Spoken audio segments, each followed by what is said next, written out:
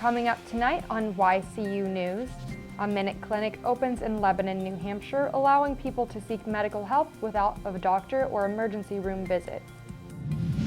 Towns and cities across New Hampshire and Vermont focus on spending and savings plans for 2014. And Vermont State Police seek the public's help in finding who is responsible for breaking into the River Artisans Cooperative. For more news, weather, and sports, it's time for YCU, your local view. Now, your daily digest of the Dartmouth Lake Sunapee region and central Vermont. News, sports, weather, public affairs, and all that's happening in our area. The news on YCU, your local view. Good evening, and welcome to this Wednesday edition of YCU News. I'm Rose Spillman. A Minute Clinic is now open in West Lebanon for people who need health care without going to a doctor or hospital emergency room. The clinics are a partnership with drugstore retailer CVS and Dartmouth Hitchcock Medical Center in Lebanon. Nurse practitioners will treat patients young and old for common illnesses such as sore throat, sprains, and school vaccinations. The West Lebanon Clinic is located at 250 Plainfield Road. There will be 6 Minute Clinics across the state, including Concord, Salem, Manchester, Hampton, and Nashua. The walk-in medical clinic's hours will be convenient for patients because they will be open weekends and close weekdays at 7 p.m. No appointment is necessary to be seen by a qualified medical professional. Medical insurance is accepted, and as important, patients can pay by cash or credit card. The cost for most services is $79 per Department Hitchcock's website. The clinic's goal is to offer fast and convenient medical care.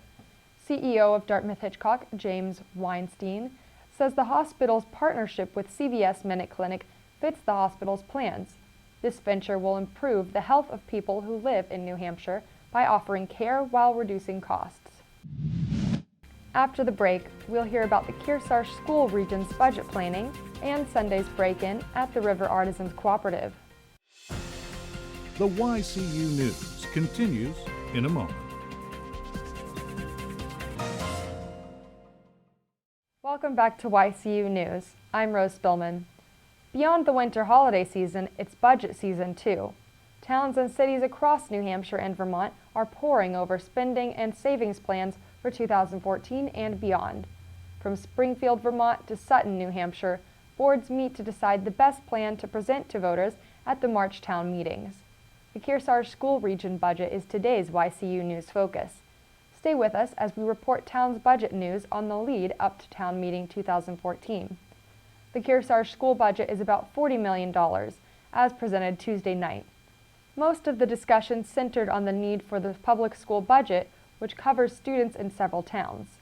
These towns include New London, Wilmot, Sutton, Warner, Newbury, and Bradford. The Kearsarge Municipal Budget Committee works with the Kearsarge School Board to prepare its budget.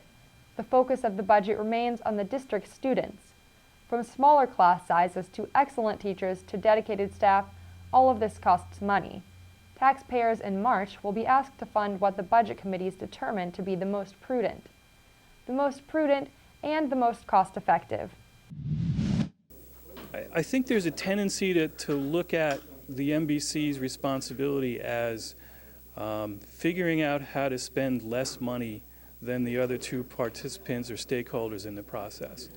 And according to the mission statement we have on our website, it's really the prudent application of taxpayers' funds. Prudent doesn't necessarily mean less.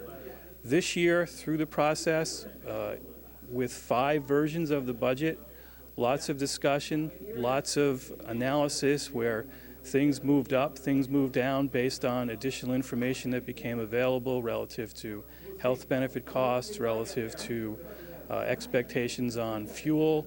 I think it was a good collaborative effort so that in the end, the MBC was confident in recommending what I think will be the same number that the school board recommends this coming Thursday when they have their meeting.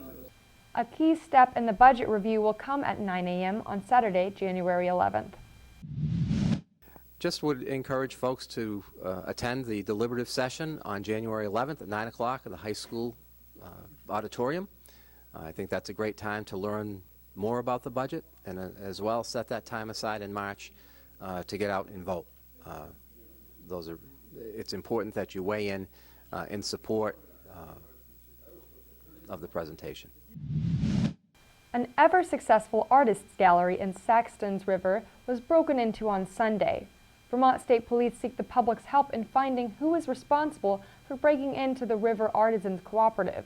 The cooperative is located at 26B Main Street in this Vermont downtown. Saxton's River is a village of the town of Rockingham. The gallery began as the Jelly Bean Tree Cooperative in 1975. In September of this year, members voted to change its name to the River Artisans Cooperative. Along with the name change, the gallery moved from Saxton's River's Main Street Arts Building to its own location on Main Street. Joan Lester, the Crafts Gallery Vice President, described the new name and location as a rebirth to a Vermont Commons reporter.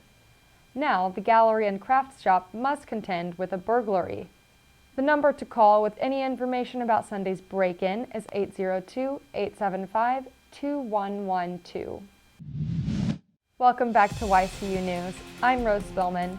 Now Matt McDonald will have a look at our weather for the next 5 days, and he'll take a look at some local college sports. Thanks, Rose. Be sure to drive carefully the next few days, as we'll be expecting freezing rain tomorrow, with highs and lows in the 40s. Friday, we have a mixture of rain and snow with highs in the 40s and a low of 26 degrees. Saturday will be rainy with a high of 32 degrees and lows in the teens. On Sunday, we have a high of 30 and lows in the 20s. Monday will bring more freezing rain with highs in the 30s and a low of 25 degrees. If you're ready to jump into the holiday spirit, check out the Festival of Trees in Randolph, Vermont, tomorrow night from 6 to 8 p.m. in the Chandler Upper Gallery. Let's take a look at the results from last night's Colby Sawyer College basketball games. The Chargers men's team were unable to defeat Plymouth State. Although it was a close game, Plymouth scored 59 points to Colby Sawyer's 55 points. It was a battle for possession in the first half, while the second half was more of a battle to score. The Chargers men's basketball team record is now 1 win and 2 losses. The women's basketball team, however, was victorious over Plymouth State. They won 53-48. By the end of the first half, Colby Sawyer had a 32-17 lead. Halfway through the second half, Plymouth started to come back. Colby Sawyer was able to keep them back enough until the game was over. The Chargers women's basketball team improved their record. They have 1 win and 4 losses. They will go on to play against Green Mountain on Saturday. Thank you for joining us for this Wednesday edition of YCU News. Don't forget to like us on Facebook and follow us on Twitter.